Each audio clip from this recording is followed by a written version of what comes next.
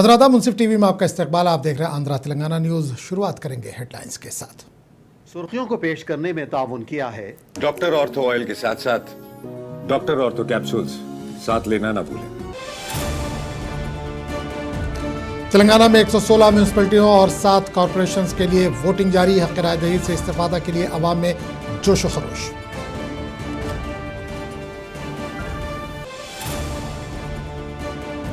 Voting में ज्यादा से ज्यादा हिस्सा लेने के लिए चीफ मिनिस्टर की अपील। रेवंत रेड्डी ने कोडंगल के जिला परिषद हाई स्कूल में डाला अपना वोट।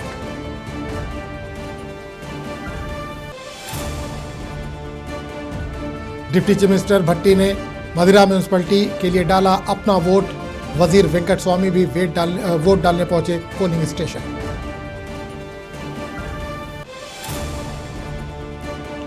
जमहूरियत में वोट हमारा सबसे बड़ा हथियार। पूनम प्रभाकर ने वोट डालने की आवाम से अपील की।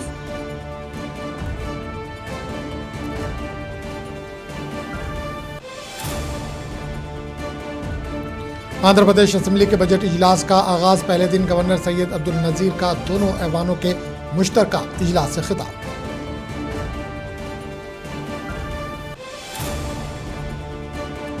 कांग्रेस के दबाव के बाइस बीजेपी उम्मीदवार ने की खुदकुशी। किशन रेड्डी का इल्जाम। मरकजी वजीर ने मरहूम लीडर के अरकान खानदान से की मुलाकात।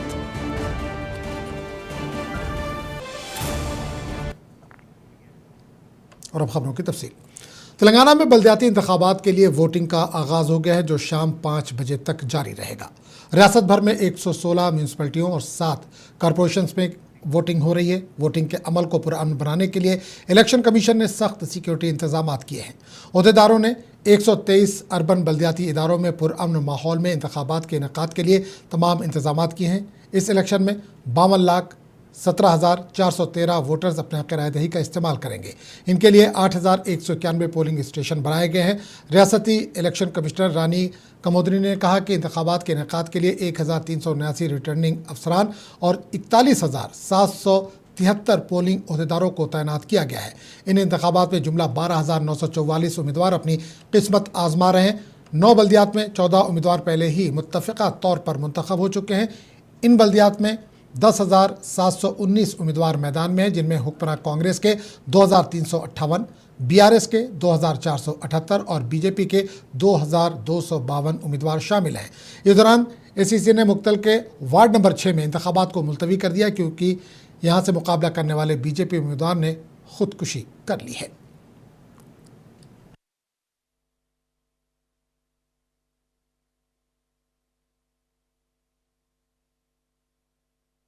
మున్సిపల్ ఎలక్షన్లో భాగంగా నేను డాక్టర్ శైలేందర్ రెడ్డి నా అమూల్యమైన ఓటును వినియోగించుకున్నాను. తమరు కూడా ప్రతి ఒక్కరూ సమయం తీసుకొని వచ్చి మీ కాలనీలు కానీ మీ వార్డులు కానీ అభివృద్ధి చెందాలంటే సరైన నాయకుడిని ఎంచుకొని తమ ఓటు వినియోగించుకోవాలని మనవి చేస్తున్నాను. జై Hind. It's our duty and right, it's a fundamental right to vote, to cast your vote. If you elect a correct leader, you will get a proper services and your village or your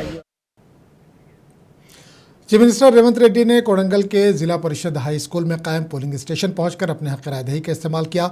vote डालने के बाद chief minister Revanth Reddy ने रियासत की आवाम से appeal की है कि वो म्यूनसिपैलिटियों और कॉरपोरेशंस के लिए हो रहे इंतखाबात में अपने वोट का ज़रूर इस्तेमाल करें। चीफ मिनिस्टर ने कहा कि वोट हर शहरी का जमहूरी हक़ है, जिसका ज़रूर इस्तेमाल किया जाना चाहिए। इन्होंने कहा कि वोटिंग फ़ीसद में इजाफे को यकीनी बनाना हर शहरी का फ़र्ज़ है, इसलिए मैं आवाम से अपील करता हूं कि वो अपने हक़ रायदही से इस्तेफ़ादा करें। चीफ मिनिस्टर ने आवाम को मशवरा दिया कि वो अपने वोट के ज़रिए अवामी खिदमात का रिकॉर्ड रखने वाले उम्मीदवारों का इंतखाब करें।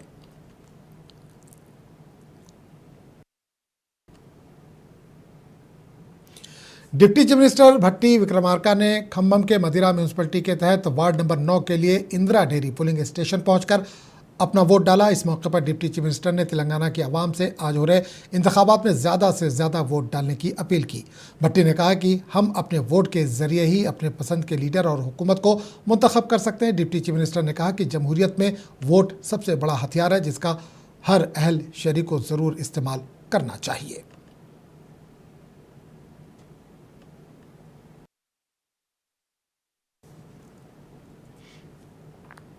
कांग्रेस लीडर और रियासती वजीर विवेक वेंकट स्वामी ने आज मंचिरियाल में जारी बलदियाती इंतखाबात में अपने हक़ रायदही का इस्तेमाल किया। इस मौके पर इन्होंने कांग्रेस हुकूमत की जानिब से अवाम को पहुंचाई जाने वाली स्कीमों का जिक्र करते हुए कहा कि अवाम हुकूमत की कारकर्दगी से मुतमईन है। इन्होंने अवाम से अपील की कि वो अपने वोट के ज़रिए अवामी खिदमत का रिकॉर्ड रखने वाले उम्मीदवारों को मुंतखब करें। इस दौरान इन्होंने BRS की साबिका हुकूमत को भी शदीद तनकीद का निशाना बनाया।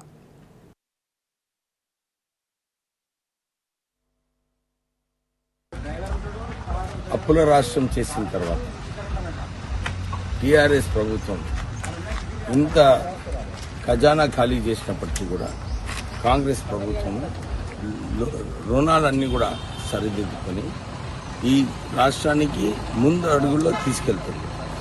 ఈసారి మీరు చూస్తే ప్రశాంతంగా, ఎందుకంటే ప్రజాపాలన ఉంది, ఎక్కడ కూడా పోలీస్ ఒత్తిడి ఉండి టీఆర్ఎస్ టైంలో ఎట్లయితే చాలా మందిని విడ్రా చేయించడం, పోలీసుని వాడుకొని గుండారాజు చేసి అభ్యర్థులు లేకుండా యునానిమస్ చేసిన సంగతి చాలా మందికి తెలుసు.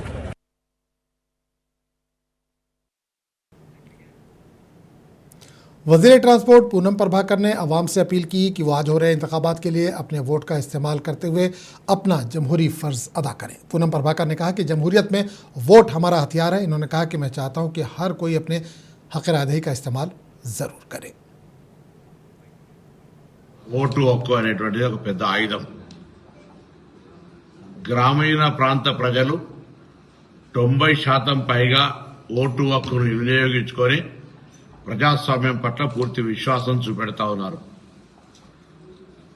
అర్బన్ ప్రాంత ప్రజలు, ముఖ్యంగా హైదరాబాద్ లాంటి ప్రాంతంలో కొంత ఓటింగ్ పర్సెంటేజ్ సగం కూడా ఉండనటువంటి పరిస్థితుల్లో తెలంగాణ వ్యాప్తంగా దాదాపు 40%కు ప్రాతినిధ్యం వహించేటువంటి అర్బన్ ఓటింగు రేపు జరగనున్నటువంటి దృష్ట్యా నేను అర్బన్లో ఓటు వినియోగించుకునే ప్రతి ఓటర్ను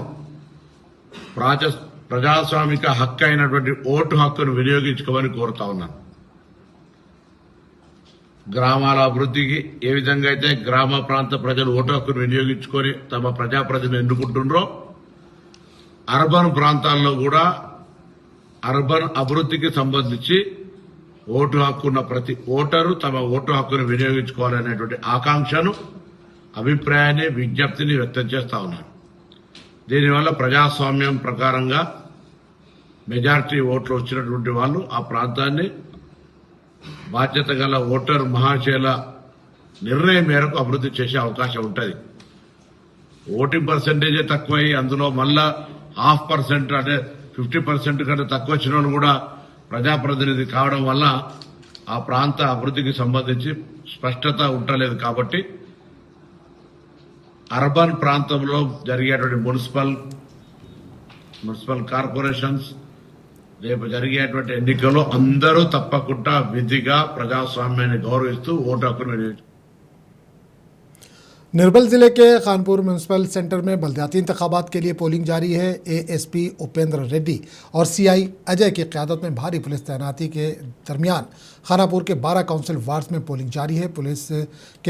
पोलिंग के पुरअमन इनेकाद को यकीनी बनाने के लिए हुक्काम ने तमाम इंतजाम किए हैं। निर्मल ज़िले की SP जानकी शर्मिला और ASP उपेंद्र रेड्डी ने निर्मल ज़िले के खानपुर म्यूनसिपलिटी के मसाइल से 2-4 पोलिंग स्टेशनों का मुआयना किया। इस मौके पर SP जानकी शर्मिला ने पुलिस अहदेदारों को हिदायत दी। इन्होंने कहा कि पोलिंग स्टेशन में सिर्फ इंतखाबी अमला ही मौजूद हो। इन्होंने अवाम से गुजारिश की कि वो वक्त पर पोलिंग स्टेशनों पर पहुंचकर अपने हक़ रायदही का इस्तेमाल ज़रूर करें। నిర్మల్ జిల్లాకు సంబంధించి 3 మున్సిపాలిటీలో కూడా ప్రశాంతంగా ఎన్నికలు స్టార్ట్ అయ్యాయి. అన్ని పోలింగ్ స్టేషన్స్లో కూడా పోలింగ్ సజావుగా సాగుతుంది. ఈరోజు ఖానాపూర్లో ఇక్కడ హైయెస్ట్ పోలింగ్ బూత్స్ ఉన్నాయి. ఇక్కడ చూడడానికి వచ్చాము. సో ఆల్ అరేంజ్మెంట్స్ పర్ఫెక్ట్గా ఉన్నాయి. మనము పోలింగ్ బూత్స్లో క్రిటికల్, నాన్ క్రిటికల్ ఇవన్నీ కూడా సెన్సిటివ్, మనము దాని ప్రకారమే ఆ స్కేల్ ప్రకారం బందోబస్తు ఏర్పాటు చేయడం జరిగింది. తర్వాత ఇక్కడ ఖానాపూర్లో బందోబస్తుకి సంబంధించి మన అడిషనల్ అడ్మిన్ ఉపేందర్ రెడ్డి గారు చూస్తూ ఉన్నారు. సో ఆల్ నిర్మల్ పోలీస్ శాఖ ఈరోజు బందోబస్తుకి ఏర్పాట్లు చేసి సర్వసన్నద్ధంగా उधर दूसरी जानिब राजौरी सिलसिला में भी बलदियाती इंतखाबात के लिए वोटिंग जारी है। यहाँ सुबह से ही वोटिंग को लेकर आवाम में जोश व खरोश दिखाई दे रहा है। शाम 5 बजे तक होने वाली पोलिंग के लिए इलेक्शन कमीशन और पुलिस ने सख्त सिक्योरिटी के इंतजाम किए हैं। मुकामी लोगों ने बताया कि वोटिंग का इनका बुनियादी हक है और जमहूरियत में इसकी बहुत ज़्यादा अहमियत है। इन्होंने कहा कि वोट की ताकत के ज़रिए हम न सिर्फ अपनी पसंद का नुमाइंदा मुंतखब कर सकते हैं बल्कि अपनी पसंदीदा हुकूमत भी बना सकते हैं।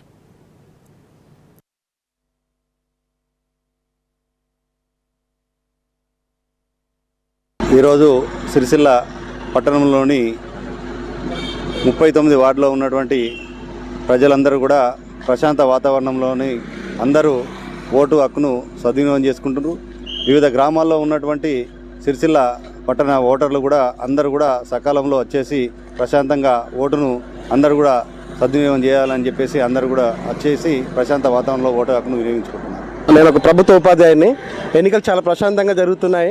ఎప్పుడు కూడా నేను మామూలుగా ఎప్పుడు డ్యూటీ ఉండేది కాబట్టి ఎప్పుడు నేను మామూలుగా పోస్టల్ బ్యాలెట్ వేసేది. ఈసారి ఫిజికల్గా వేయడం చాలా సంతోషంగా ఉంది సార్.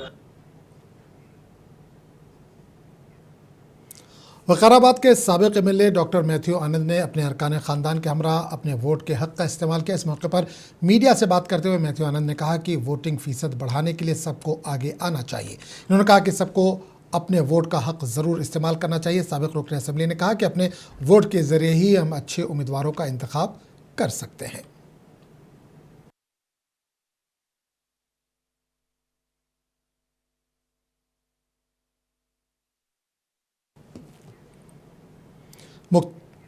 मुक्तल म्यूनसिपलिटी के कुल 15 वार्डों के 36 पोलिंग बूथ्स में सुबह 7 बजे से पोलिंग पुरअमन तरीके से शुरू हुई। वोटर्स वोटर शनाख्ती कार्ड और वोटिंग स्लिप के साथ पोलिंग स्टेशनों का रुख कर रहे हैं और अपने हक़ रायदही का इस्तेमाल कर रहे हैं। मुक्तल ज़िला परिषद गर्ल्स हाई स्कूल में कतार के निज़ाम पर अमल करते हुए राय दहिंदगान अपने हक़ रायदही का इस्तेमाल कर रहे हैं। पोलिंग स्टेशन पर पुलिस ने किसी भी नाखुशगवार वाक़े से बचने के लिए सिक्योरिटी के सख्त इंतजाम किए हैं। बुजुर्ग वोटरों के लिए व्हील चेयर्स मुहैया कराई जा रही हैं।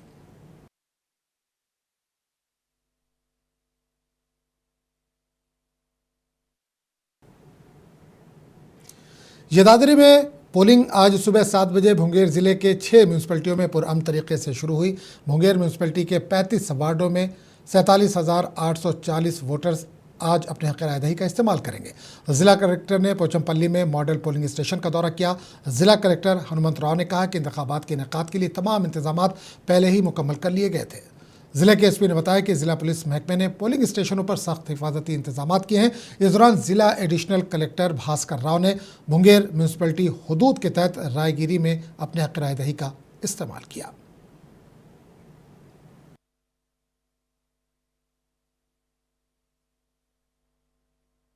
ఆరు మున్సిపాలిటీస్లో ఓటింగ్ ప్రక్రియ స్టార్ట్ అయింది. అన్ని చోట్ల కూడా ఓటర్లు మార్నింగ్ నుంచే క్యూలు కడుతున్నారు. అదేవిధంగా ఎలక్షన్ సిబ్బందికి ఏర్పాట్లు కూడా అధికార యంత్రాంగం అంతా చేసింది. మున్సిపాలిటీకి ఓటు చొప్పున గ్రీన్ పోలింగ్ లొకేషన్ అని తీసుకోవడం జరిగింది. దీని ఉద్దేశం ఏంటంటే రానున్నటువంటి మున్సిపాలిటీస్ అంతా కూడా ఎకో ఫ్రెండ్లీగా గ్రీన్ ఫ్రెండ్లీగా ఉండాలనే ఉద్దేశంతో గ్రామ పంచాయతీలో సక్సెస్ఫుల్గా రాష్ట్రంలోనే మనం ప్రథమ స్థానంలో ఆ ఎకో పోలింగ్ లొకేషన్స్ ఏర్పాటు చేయడం జరిగింది. ఈసారి కూడా మున్సిపాలిటీస్లో కూడా ఈ విధమైనటువంటి ఏర్పాటు చేయాలి. దీనివల్ల అవగాహన రావాలా గ్రామ ప్రజలకి, వచ్చేటటువంటి మున్సిపల్ చైర్మన్లకి, వైస్ చైర్మన్లకి, మున్సిపల్ బాడీకి కూడా ఇదొక అవగాహన కేంద్రాలుగా ఉండి గ్రామాలు మున్సిపాలిటీస్ అన్నీ కూడా పచ్చదనం పరిశుభ్రతతో పరిడవిల్లాలని చెప్పి ఉద్దేశంతో జిల్లా వినూత్నంగా ఈ కార్యక్రమాన్ని చేపట్టింది. కాబట్టి అందరికి కూడా ఈ యొక్క విధానాన్ని అవలంబించాలని ద బెస్ట్గా ఎప్పుడు కూడా పోచంపల్లి నిలుస్తుంది. గతంలో జీపీలో కూడా చాలా అద్భుతంగా తహసీల్దార్ గారు మరియు ఎంపీడీ గారు చేశారు. ఇప్పుడు మున్సిపాలిటీలో కూడా చిన్న పోలింగ్ లొకేషన్ అయినప్పటికీ తహసీల్దార్ అండ్ కమిషనర్ కలిసి దీన్ని కూడా అద్భుతంగా తీర్చిదిద్దారు. వారికి అభినందనలు. అదేవిధంగా ఓటింగ్ శాతం పెరగాల, అర్బన్ ప్రాంతాల్లో ఓటర్లు పోటెత్తాల. గ్రామాల్లో అయితే చాలామంది ఓట్లు 100% వస్తుంది, కానీ అర్బన్ ప్రాంతాల్లో కొంత నిర్లక్ష్యం ఉంటుంది. ఎట్టి పరిస్థితుల్లో అటువంటి నిర్లక్ష్యం లేకుండా 5 గంటల వరకు పోలింగ్ ఉంది కదా అని ఆలోచించకుండా తొందరగా వచ్చి మీ ఓటు హక్కును వినియోగించాల్సిందిగా.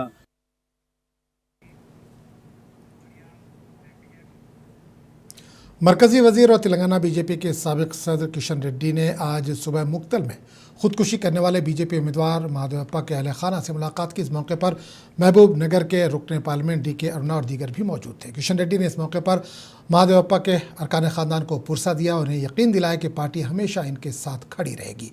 किशन रेड्डी ने इस मौके पर मीडिया से बात करते हुए कहा कि महादेवप्पा के खुदकुशी मामले में डॉक्टर लक्ष्मण ने राज्यसभा में लोकसभा में उठाया। इस मामले को किशन रेड्डी ने इस सिलसिले में कांग्रेस और चीफ मिनिस्टर रेवंत रेड्डी को तनकीद का भी निशाना बनाया। किशन रेड्डी ने इल्ज़ाम आयद किया कि कांग्रेस पार्टी की तरफ से हरासानी बर्दाश्त न करते हुए बीजेपी काउंसिलर उम्मीदवार महादेवप्पा ने खुदकुशी कर ली। నాయకులు ముఖ్యమంత్రి గారి యొక్క ఆదేశాలతో అందరినీ బెదిరింపులు చేయడం, అభ్యర్థులను బెదిరింపులు చేయడం, మహిళా అభ్యర్థుల దగ్గర భర్తలను, యువకులు పోటీ చేసిన దగ్గర తల్లిదండ్రులను పిలిపించి బెదిరించడము, పోలీస్ స్టేషన్లకు పిలిపించడము, కేసులు పెడతామని చెప్పడము, అయినాక మీకున్నటువంటి పేద కుటుంబాలైతే మధ్యతరగతి కుటుంబాలైతే రేషన్ కార్డు తొలగిస్తామని చెప్పడము, లేక మీరు విత్డ్రా చేసుకుంటే మీకు ఇల్లు ఇస్తామని చెప్పడము, ఈ రకంగా అనేక రకాలుగా అక్రమ కేసులు పెట్టి వేధిస్తామని చెప్పడము, వినకపోతే నువ్వు గెలిచినాక ఎట్లా ఉంటావో చూస్తా, ఈ రకంగా అభ్యర్థులనే కాదు పార్టీ కార్యకర్తలను కూడా అనేక ప్రాంతాల్లో బెదిరించేటువంటి కార్యక్రమం చేస్తా ఉన్నారు. ఇదంతా ముఖ్యమంత్రి గారు పర్యటన చేసిన తర్వాత మరి కాంగ్రెస్ పార్టీ ప్రజల్లో వస్తున్నటువంటి వ్యతిరేకతను ఈ రకంగా కప్పిపుచ్చుకునేటువంటి ప్రయత్నం, మరి బెదిరింపుల ద్వారా గెలవాలనేటువంటి ప్రయత్నము ఈరోజు తెలంగాణ వ్యాప్తంగా జరుగుతూ ఉంది. దురదృష్టకరము. ఈ యొక్క आंध्र प्रदेश कानून साज असेंबली के बजट इजलास का आज से आगाज़ हो गया। पहले दिन आज गवर्नर अब्दुल नज़ीर ने दोनों ऐवानों से खिताब किया।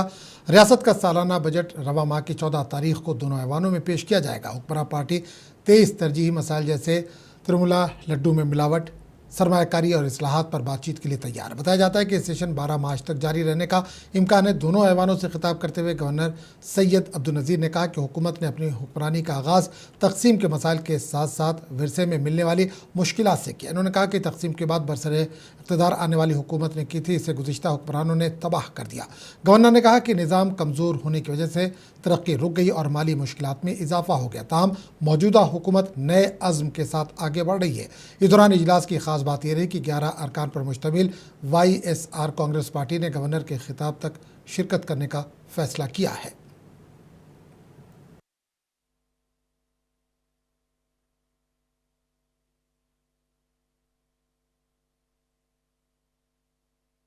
Honorable Chairman of the Andhra Pradesh State Legislative Council, Honorable Speaker of Andhra Pradesh Legislative Assembly, and Honorable members of this August Legislature, it's my honor and privilege to address this joint session of the Legislature on the occasion of the budget session for the year 2026-27. The state of Andhra Pradesh has witnessed significant transitions since its bifurcation in 2014. The government that assumed office that year was confronted with unprecedented challenges, including state reorganization, division of assets, loss of urban conglomeration and the capital city, infrastructure deficits, and an agricultural dominant economic base. Despite limited resources, concerted efforts were made to stabilize finances, improve connectivity, rebuild institutions, and lay the groundwork for long-term development. However, the change in governance in 2019 disrupted this momentum. Systemic governance failures emerged, growth stalled, financial stress intensified, institutions destroyed, total anarchy with breakdown of law and order. Kamala ji Andhra Pradesh assembly के speaker, council के chairman M Raju, chief minister Chandrababu Naidu और वजीर खजाना P Keshav ने budget इजलास के मौके पर कानून साज असेंबली में गवर्नर सैयद अब्दुल नज़ीर का खैर मकदम किया। इस मौके पर गवर्नर को सलामी भी पेश की गई। वादे रहे कि आज से शुरू होने वाला बजट इजलास 12 मार्च तक जारी रहने की इतलात है।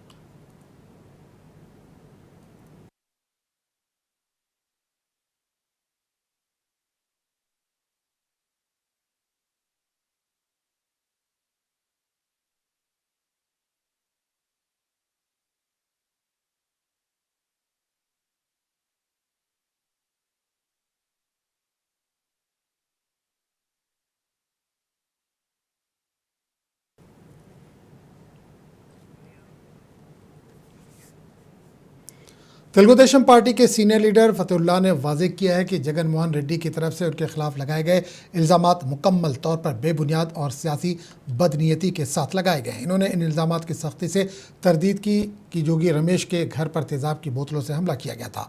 फतेहुल्लाह ने वाज़ेह किया कि वो हमारे लीडर और आंध्र प्रदेश के वज़ीर आला चंद्रबाबू नायडू के खिलाफ नामुनासिब तबसरा करने पर अंबाती रामबाबू और जोगी रमेश के घरों के सामने एहतजाज करने के लिए गए थे, लेकिन कोई हमला या तेज़ाब की बोतलों का इस्तेमाल नहीं हुआ है।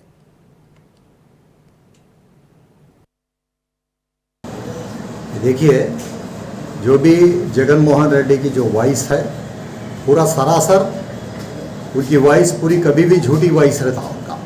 क्यों बोले तो YSRCP पार्टी चे एक झूठ पे मबनी पार्टी है। वो हमारे जो वज़ीर आला जनाब चंद्रबाबू नायडू साहब है, रियासत के वज़ीर आला, उनके ऊपर अनपार्लियामेंट्री लैंग्वेज, ऐसी ज़बान अगर कोई उनके घर में कि माँ बहन भी अगर सुने तो उनको जूता लेके मारेगी। ऐसी ज़बान वो लोग जोगी रमेश हो या अंबाटी रामबाबू हो, ऐसे लोग YCP के कायदीन जब ये ज़बान इस्तेमाल कर रहे हैं तो हमने एक बार दो बार सुने, लेकिन किसी को भी ये ज़बान सुनने के बाद किसी को भी सब्र नहीं आता। हम उसके घर पे गए, हम ओपनली बोल रहे हैं कि हम गए उसके घर पे, हम कहीं गए नहीं बोल के हम कहीं। तेलंगाना बीजेपी के सरबराह रामचंद्र राव ने चीफ मिनिस्टर रेवंत रेड्डी के उस बयान को मुस्तरद कर दिया जिसमें रेवंत रेड्डी ने इल्ज़ाम आयद किया था कि मरकजी हुकूमत जनूबी रियासतों के साथ सौतेला सलूक कर रही है। रामचंद्र राव ने कहा कि सिर्फ चीफ मिनिस्टर रेवंत रेड्डी ही नहीं बल्कि पूरी कांग्रेस पार्टी हमेशा से तकसीम करो हुकूमत करो की पॉलिसी पर कारबंद रही है। उन्होंने कहा कि मरकजी हुकूमत हर रियासत के साथ यकसां सलूक कर रही है।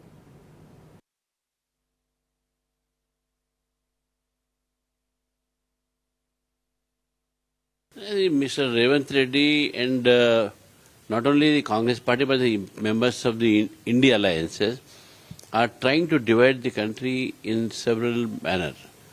One is that of South and North divide. The Congress has always been dividing the nation on many issues, and now Congress is trying to divide on South and North. But people of the country, they are very intelligent. They are politically conscious. Now they don't believe such theories. If Revanth Reddy says that Centre is not treating South in equal to that of North, then let him debate with me and debate what Congress has done for 55 years to this part of the country and how much allocation was there when compared to North India, and now what is the position. If you see, Bharatiya Janata Party came to power during Atal Bihari Vajpayee. We gave importance to South. The Kaveri issue was settled that time.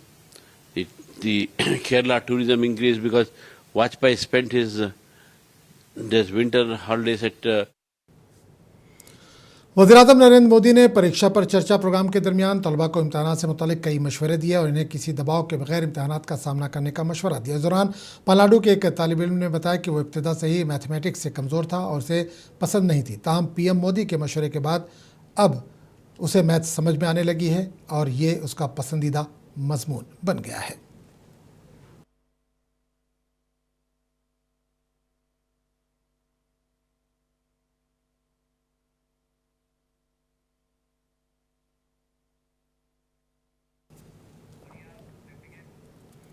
और आखिर में नजर headlines पर। को पेश करने में ताउन किया है। डॉक्टर ऑर्थो ऑयल के साथ साथ डॉक्टर ऑर्थो कैप्सूल्स साथ लेना ना भूलें। तेलंगाना में 116 म्यूनिसिपैलिटी और 7 कॉरपोरेशंस के लिए वोटिंग जारी। हक रायदही से इस्तेफादा के लिए अवाम में जोश व खरोश।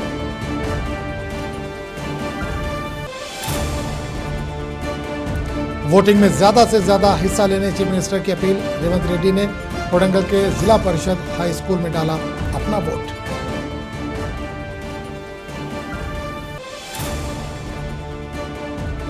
डिप्टी चीफ मिनिस्टर भट्टी ने मदिरा म्यूनिसिपैलिटी के लिए डाला अपना वोट। वजीर वेंकट स्वामी भी वोट डालने पहुंचे polling station.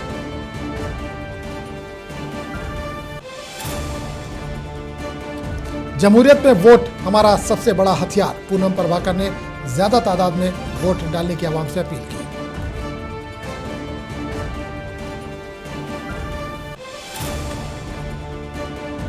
Andhra Pradesh assembly के बजट इजलास का आगाज। पहले दिन गवर्नर सैयद अब्दुल नजीर का दोनों ऐवानों के मुश्तरका इजलास से खिताब।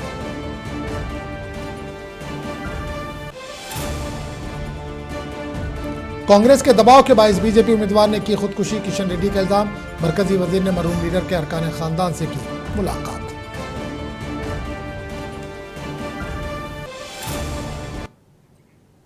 तो इस बुलेटिन में फिलहाल इतना ही। अगले बुलेटिन में आपसे फिर मुलाकात होगी। आदाब।